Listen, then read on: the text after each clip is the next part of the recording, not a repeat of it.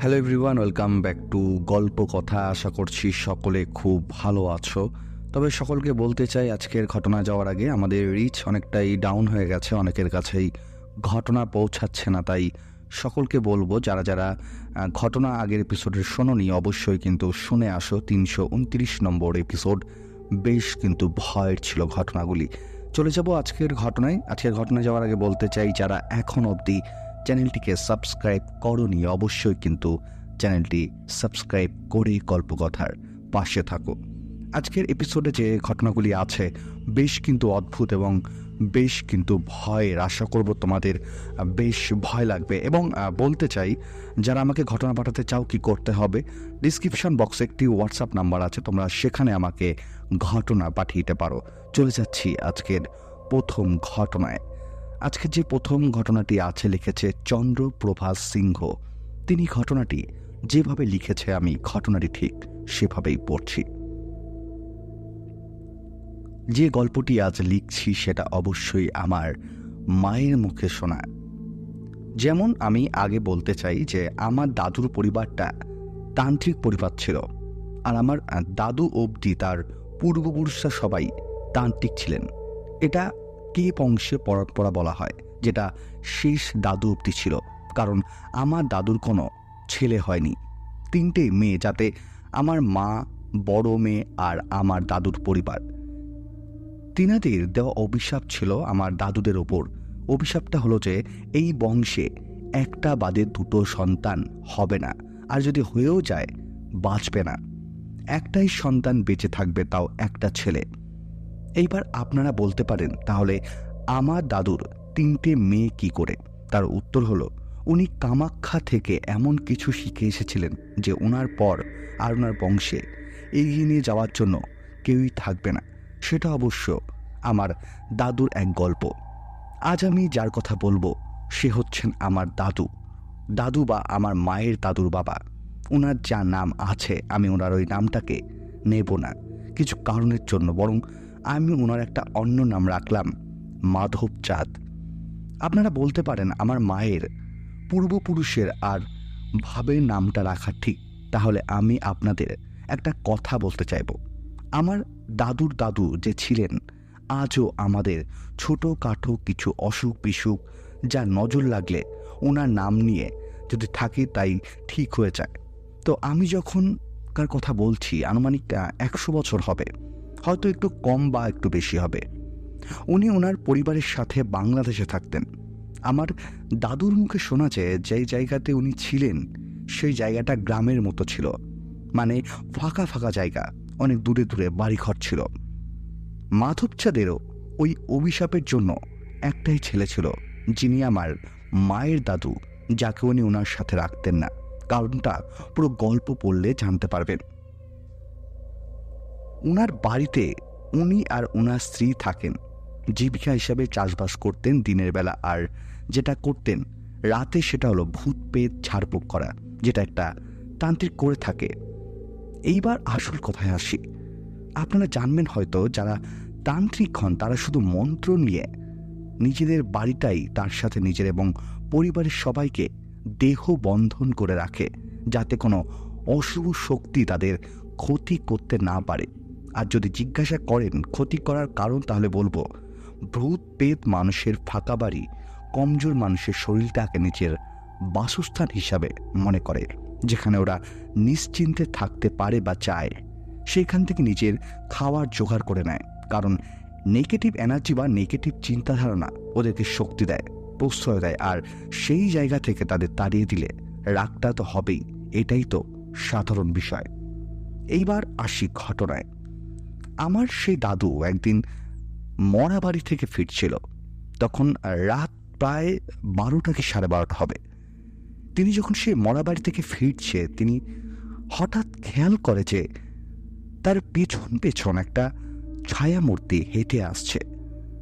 দাদু প্রচণ্ড সাহসী মানুষ ছিল। তিনি কোনো ভূত পেত এসব বিশ্বাস করতেনই না। তিনি যেহেতু তন্ত্র সাধনার মধ্যে থাকতো, তিনি ভূত প্রেতকে কখনোই ভয় পাননি। তিনি একা একা হেঁটে চলেছে এবং সেই ছায়ামূর্তিটি দাদুর পেছন পেছন হেঁটে আসছে।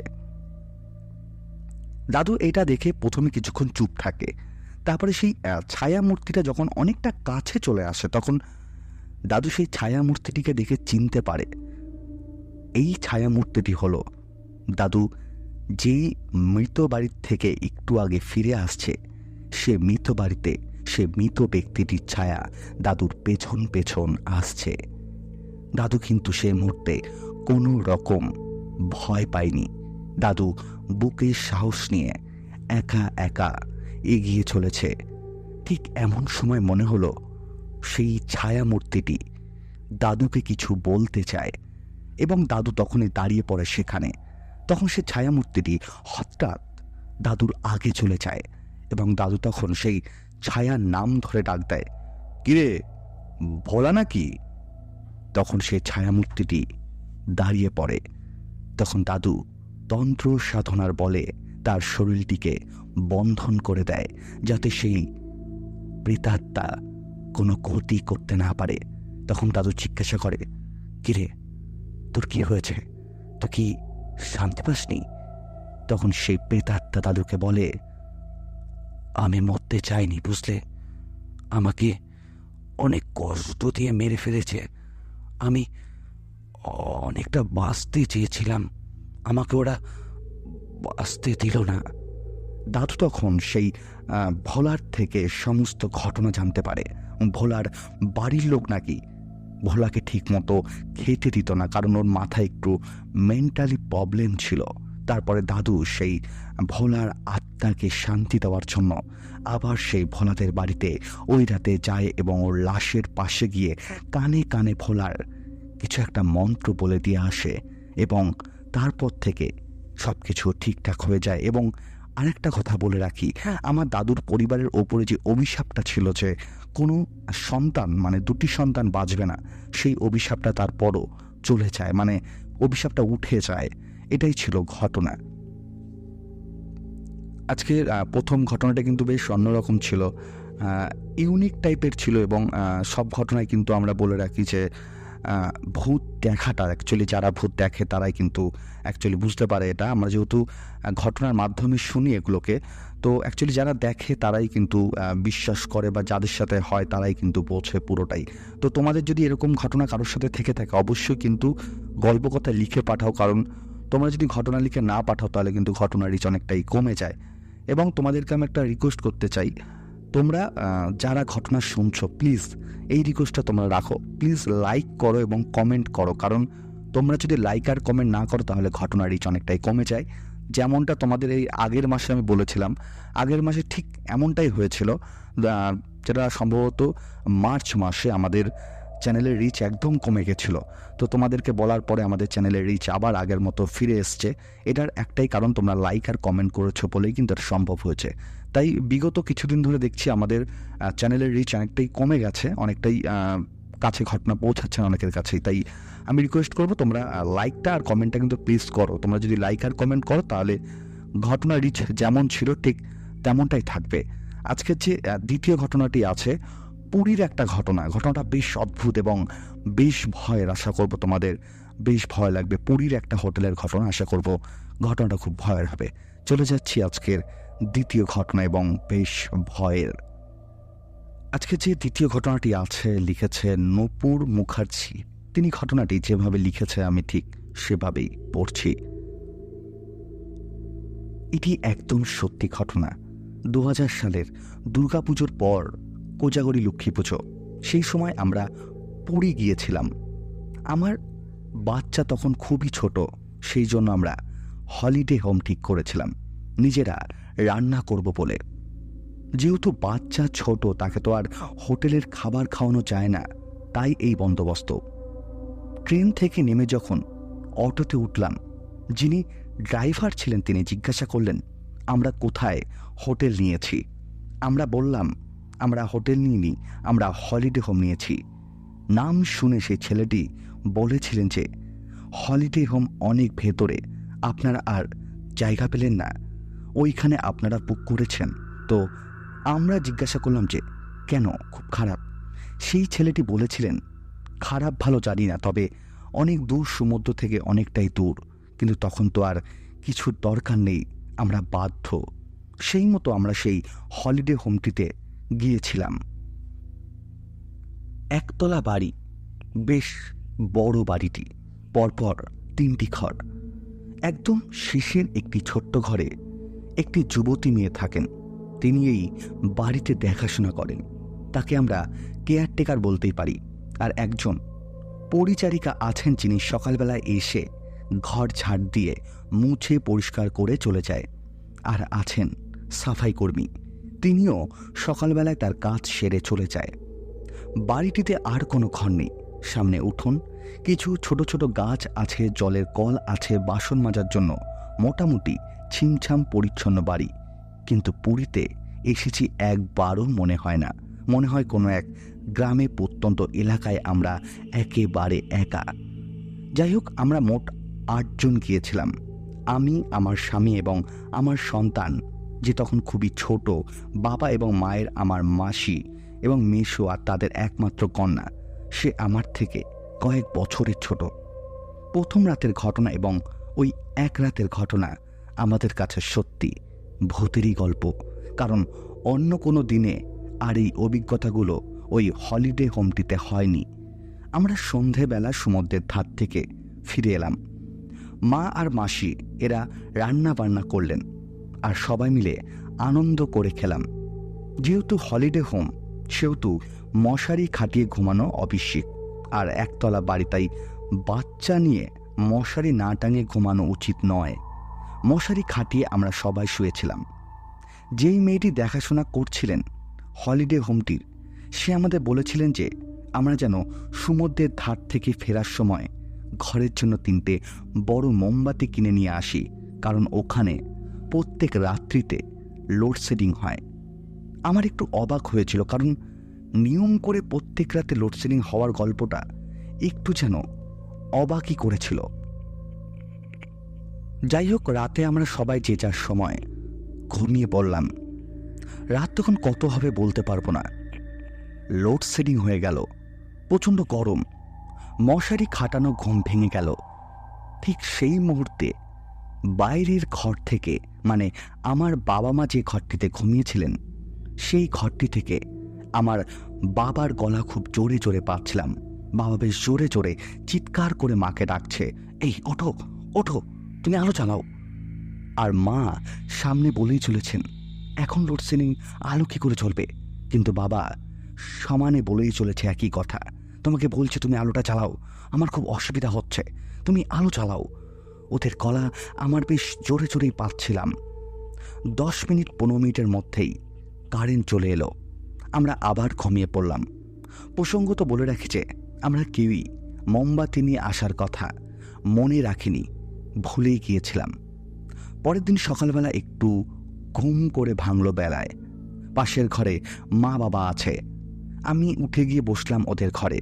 আমি দেখলাম বাবার মুখটা একটু যেন থমথমে আছে। আমি জিজ্ঞাসা করলাম, কি হলো? বাবা বললেন যে আগের দিন রাতে এক অদ্ভুত অভিজ্ঞতা বাবার হয়েছে। মাও বলল যে আমার বাবা সারা রাত ঘুমোয়নি। তখন আমরা সকলে মিলে একসাথে বসে বাবাকে জিজ্ঞাসা করলাম, কি হয়েছে, কি হয়েছে বলো, কি এমন ঘটনা যার জন্য আমার বাবা এত ভয় পেয়ে গেছে? বাবা বললেন যে যখন লোডশেডিং হয়েছিল তখন বাবা আর মা চুপ করে শুয়েছিলেন, কেননা মোমবাতি নেই, উঠতেও পারছে না, গরম লাগছে, ঘুম ভেঙে গেছে। হঠাৎ বাবার মনে হলো বাবার মাথার দিকের মশারিটা কেউ খুলে দিচ্ছে আর মাথাটাকে বালিশ সমেত চাগিয়ে উপরের দিকে তুলে দিচ্ছে।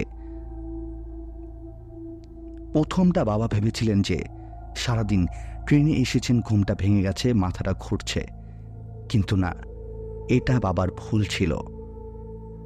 আবার বাবা যখন পাশ ফিরে শুয়ে আছেন, তখন পিঠের দিকে দুটো হাত দিয়ে প্রচণ্ড চাপ এবং বালিশের তলা থেকে গদি সমেত সবটা চাগিয়ে তোলা হচ্ছে।